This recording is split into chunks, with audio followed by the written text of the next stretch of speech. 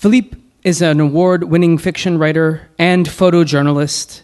His short fiction has been published in numerous national literary journals, including Quarterly West, Acentos Review, Burrow Press Review, the Wisconsin Review, High Desert Journal, Hobart, and many others. He has been awarded the Chris O'Malley Prize for Fiction from the Madison Review and received an Elizabeth George Foundation grant, a Florida Individual Artist Fellowship in Literature from the Florida Department of Cultural Affairs, and a John Ringling Towers grant in Literature from the Sarasota County Artists Alliance. His short stories have received 4 Pushcart nominations. His debut novel, Sofrito, is published by Cinco Puntos Press. He is a creative writing instructor at Ringling College of Art and Design and is the editor-in-chief of Viva 50, a bilingual and bicultural online magazine. He holds an MFA in creative writing from the University of South Florida. Please welcome Phillippe Diederich.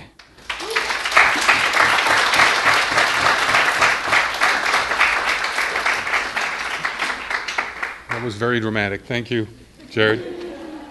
Thank you, Ryan, for having me. And thank you everybody for coming. I love Orlando. And so I named the character in the book Orlando. He's the quiet guy. So Sofrito is a story of this young man. He's born in the States to Cuban exile parents. And he has a restaurant with his brother and their chef. And they're not doing so well. They're up in New York, and the restaurant started really well, and a few years later, it's crashing. They're about to lose the restaurant when they discover the news of the chef's brother, who works at a restaurant that just opened in Havana, and they have the secret recipe that their mother remembers from when she lived in Cuba. So they decide that Frank Delgado needs to go down to Havana and get this recipe. And through the process, he learns a lot about Cuba, he learns about his parents, and of course, he chases this recipe. I'm going to read 2 different sections. The first one, he's been in Cuba for 24 hours. He's picked up a jinetera, which is basically somebody moonlighting as a prostitute, and he's gone to visit the waiter that works at the restaurant that's supposed to help him get the recipe, who has told him, no dice. It's not going to happen. Too risky, very dangerous. This is a state secret. You don't mess with that.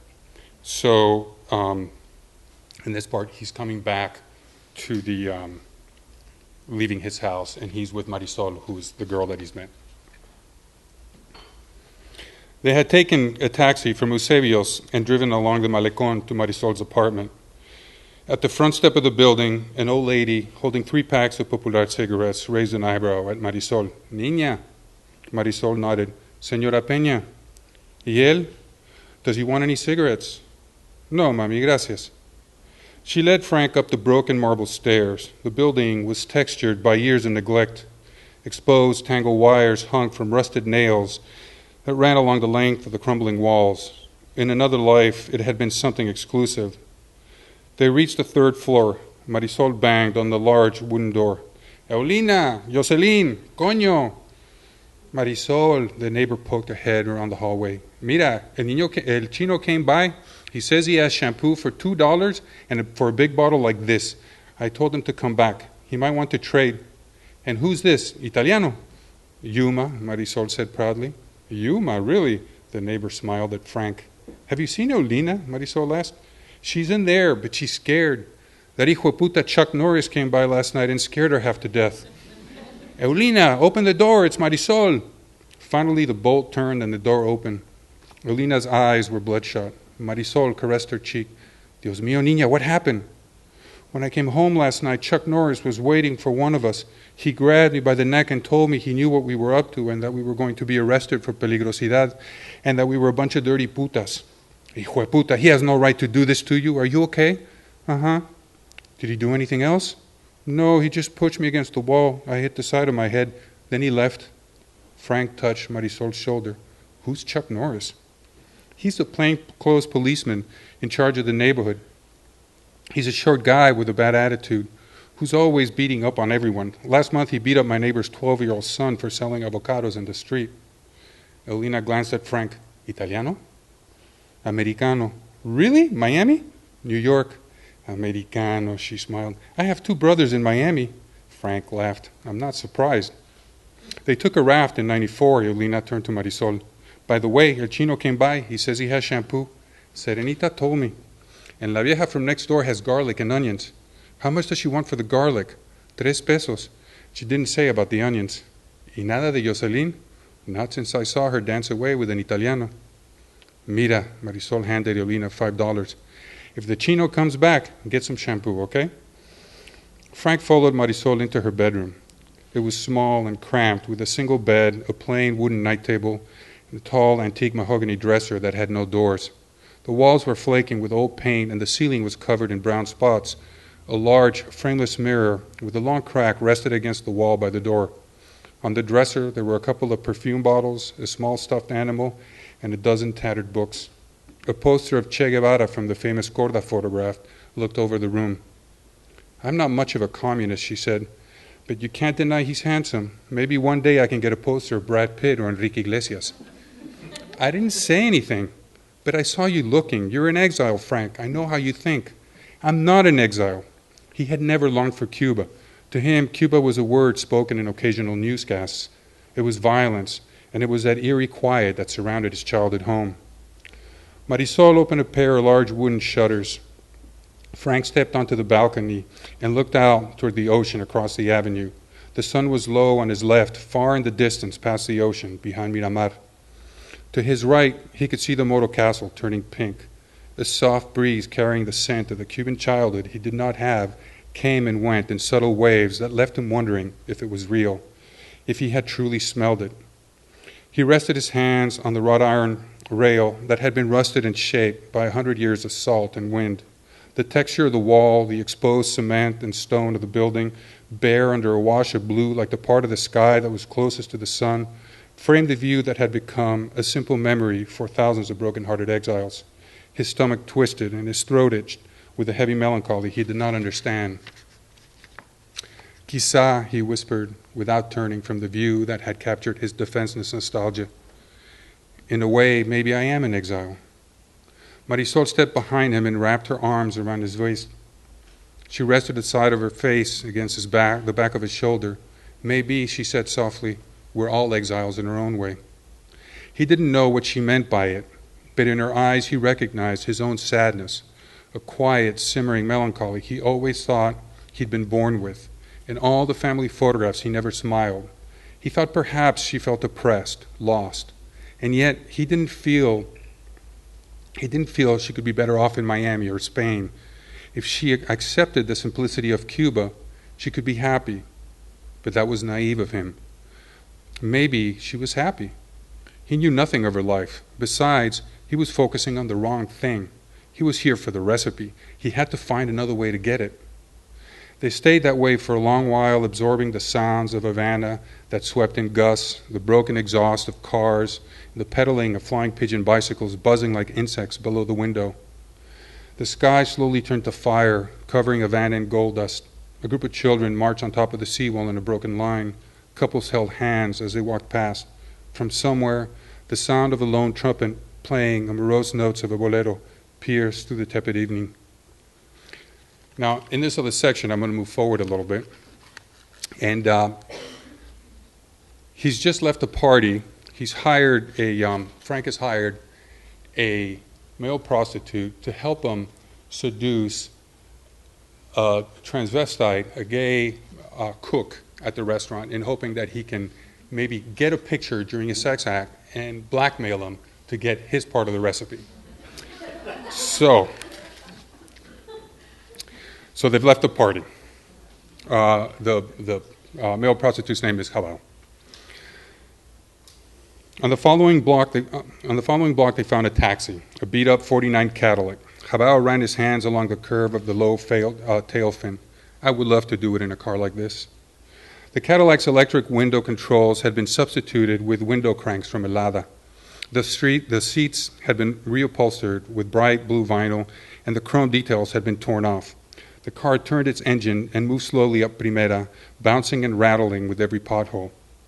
They drove up Paseo, around and behind the Plaza de la Revolucion, the towering Martí monument, looking down on the patched white Cadillac as it turned down Boyeros and came to a stop at the corner with 19 de Mayo.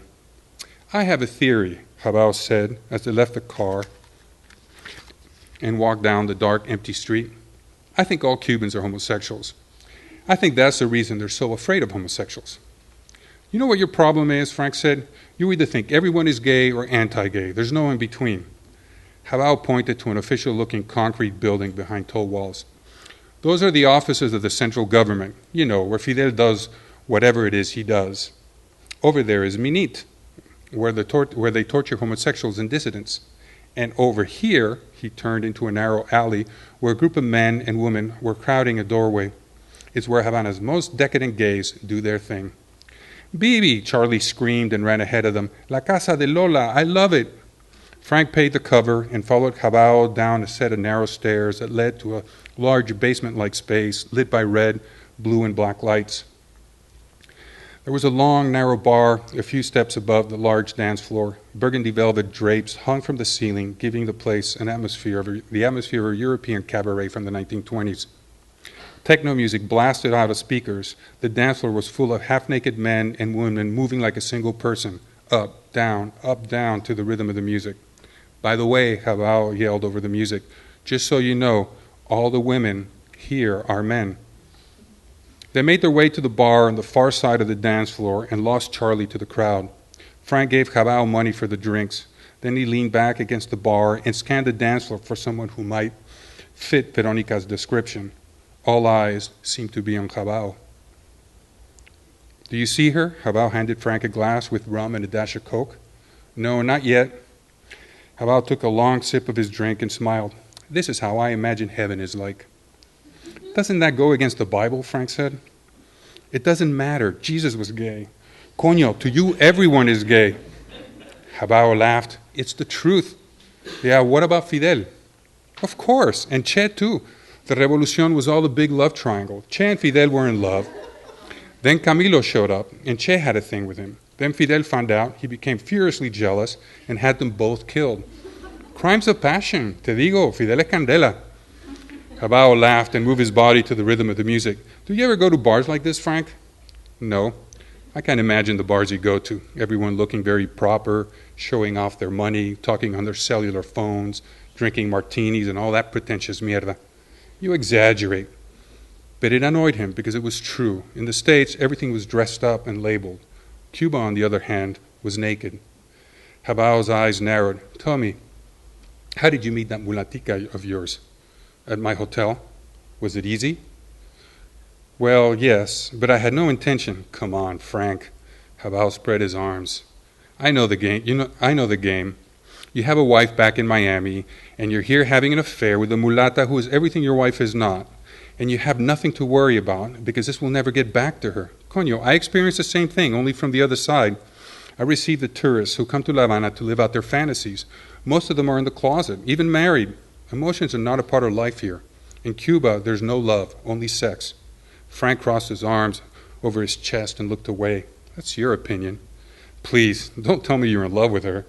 Jabal's words were like a hammer to the back of his head. He saw Marisol lying on the bed, the sun caressing her skin and her dark eyes looking at him with a complete sincerity, exposing everything, like Havana without all the gloss of the hotels and restaurants.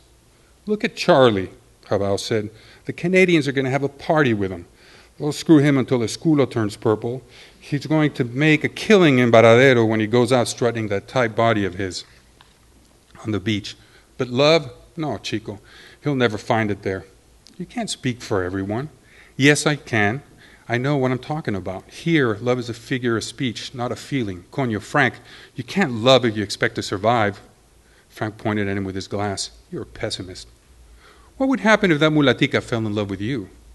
Frank turned away. He hadn't thought of that. When you go home to your country, you will break her heart. After that, it becomes harder for her to fall in love again. Then she meets another one, because you know she will. And if she falls in love and loses him, she'll become more cynical, more professional. Pretty soon, her heart will turn to stone. Frank stared at the ice floating in his glass. He was angry with himself. He had not considered her feelings or her future. He had only focused on Maduros and the recipe. He was angry for how he had treated her, for abandoning her at the party, for not saying anything, for not being honest even with her, with himself. The music stopped and a deep voice broke in. Bienvenidos y bienvenidas todo el mundo. The lights dimmed and a bright spot isolated a robust woman in the corner of the club. As people walked off the dance floor, she walked to the center, the tail of her long yellow gown dragging on the floor behind her. Yes, we have a fantastic lineup for you this evening, as we do each and every Thursday night here at La Casa de Lola. We will be graced with some wonderful singing and acting. There was a brief applause. Someone yelled something. The woman at the center of the dance floor raised her hand. Please, let's begin tonight, like we do every Thursday, with a fine performance by our talented and very dear friend, Veronica. So let's hear it for the sultry lady in red, who will be performing an old classic by the great late Mexican singing star, Chelo Silva. Ladies, Veronica. An older, slightly heavy-set transvestite wearing a red dress and shoulder-length blonde hair stepped out from behind the curtain. Habao winced. What a hideous dress. The music started, a light tropical beat, almost a danzón, and the high-pitched scratch of an old vinyl record. Veronica bowed and looked at the ground. In a deep masculine voice, she said, como un perro. Then she began to sway her body to the rhythm of the music. She slowly brought the microphone to her mouth and began moving her lips to the words as Chelo Silva sang, por tener la miel amarga de tus besos. When she finished, the crowd gave her generous applause. She made a flamboyant curtsy and strutted proudly off the dance floor. The next number was introduced, and the crowd roared as a dance troupe from Baracoa took the floor. 4 black men wearing G-strings, their bodies glazed with Vaseline, moved to the frantic rhythm of congas. Habao stared and moved his torso to the beat. Frank set his drink down and nudged Habao with his elbow. Come on. Habao twisted with the music. They're fabulous, no? Let's get to work. They walked across the club. Habao took Frank by the arm. Go to the bathroom over there. I'll take her into a stall. We'll do it in there. You want some money? Por favor, he laughed. It's her privilege. The bathroom was small and stank of shit and urine and mildew. There were 4 toilet stalls on one side and a line of urinals on the other. 2 men stood by the stink, going through the motions of an arcane transaction. Another man leaned against the wall, writing something on the urinal. Frank walked to the urinal farthest from the entrance. A moment later, the door flew open and Habao marched in with Veronica tagging behind. Habao kicked open a stall and pulled her in. Frank heard the unzipping, Veronica's giggling, and some vague comments about Habao's size. The drumming went on fast. Frank's hands trembled as he pulled the camera out of his pocket and turned it on. The flash made a whizzing sound as it charged. The orange ready light blinked. He moved toward the stall, his knees weak. He took a deep breath and pulled the stall door open. I'll leave you there. Thank you very much.